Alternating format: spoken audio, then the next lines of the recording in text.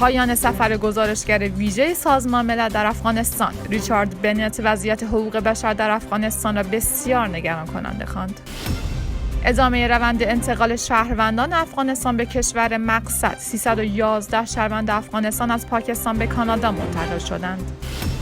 نگرانی نماینده کنگره آمریکا از فعالیت هراس‌افکنان در افغانستان. لارن بوبرت از وزارت خارجه ایالات متحده خواست که افغانستان به لیست کشورهای حامی تروریسم افزوده شود.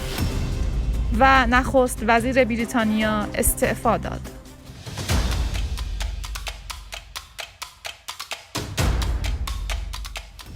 سلام و وقتتان بخیر.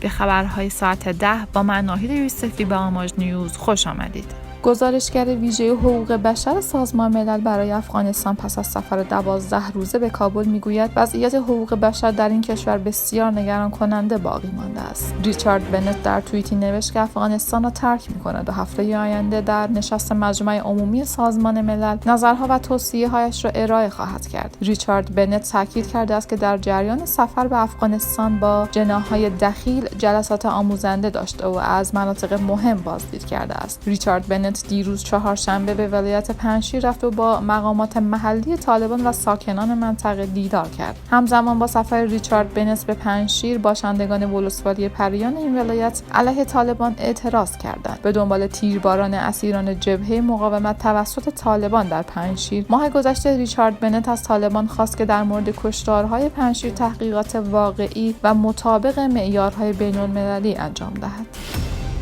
وزیر مهاجرت کانادا اعلام کرد که 311 افغان در یک پرواز اختصاصی از پاکستان به کانادا منتقل شدند. شان فریزر در توییتی نوشت که روز چهارشنبه از این تعداد شهروندان افغانستان در شهر هالیفاکس استقبال کرده است. هفته قبل نیز 326 پناهجوی افغان از تاجیکستان به کانادا انتقال یافتند. وزیر مهاجرت کانادا گفته است که این پناهجویان شامل اعضای خانواده مترجمان افغان و کسانی که از مأموریت کانادا در افغانستان حمایت کردند پس از بازگشت طالبان، کانادا پارسال اعلام کرد که 40,000 افغان در معرض خطر را می‌پذیرد. شان فریزر گفته است که تاکنون 22,581 شهروند افغانستان به کانادا منتقل شده است. همزمان با تسلط نظامیان طالبان در ماه آگوست پارسال و افزایش تهدیدات امنیتی، شمار زیادی از افغان‌ها مجبور به ترک افغانستان به مقصد کشورهای آمریکایی و اروپایی شدند. با این حال شهروندان زیادی هنوز هم در شهرهای گوشه و کنار جهان در انتظار رسیدن به مقصد نهایی به سر میبرند.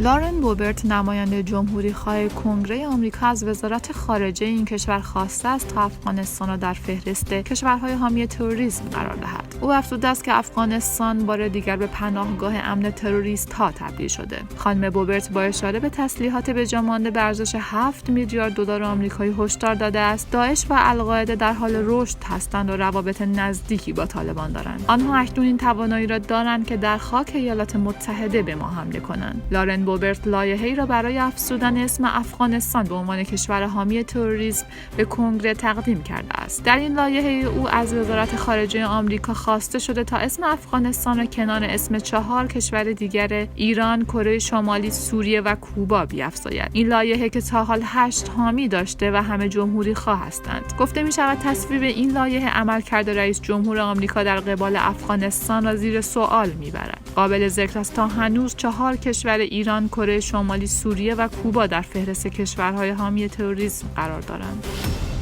نخست وزیر بریتانیا استعفا داد. لیز تراس در مقابل دفتر نخست وزیری ظاهر شد و گفت به دلیل اینکه نتوانسته برنامه‌های خود را اجرا کند، استعفای خود را به چارلز سوم پادشاه بریتانیا اطلاع داده. خانم تراس با 44 روز کوتاه‌ترین دوره نخست وزیری در تاریخ بریتانیا را به نام خود ثبت کرد. او 6 هفته پیش و در پی آن وارد خانه شماره 10 شد که بوریس جانسون از سوی اعضای حزب حاکم وادار به کناره‌گیری شد. لیز تراس که توسط اعضای حزب محافظه‌کار به رهبری حزب و نخست وزیری انتخاب شده بود، همانند آقای جانسون با سرنوشت مشابهی مواجه شد و سرانجام مجبور شد از قدرت کنار برود. اکنون اعضای حزب حاکم باید رهبر دیگری انتخاب کنند، در حالی که حزب مخالف یعنی حزب کارگر برای برگزاری انتخابات عمومی حکومت را تحت فشار قرار می‌دهد.